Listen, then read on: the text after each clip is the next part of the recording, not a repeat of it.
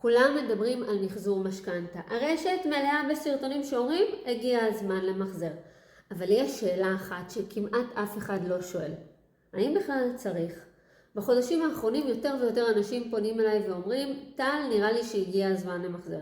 ואני תמיד עונה את אותה התשובה. בואו קודם נבדוק, כי מחזור משכנתה הוא לא המטרה, הוא הפתרון, ולא כל משכנתה צריכה את הפתרון הזה.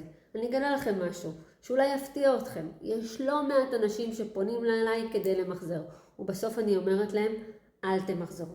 כי התפקיד שלי הוא לא למכור לכם מחזורי משכנתה. התפקיד שלי הוא לעזור לכם לקבל החלטות נכונות. אז גם אם אתם שומעים מכל כיוון שעכשיו חייבים למחזר, אל תמהרו. קודם בודקים, אחר כך מחליטים. כי לא חייבים למחזר. חייבים לבדוק.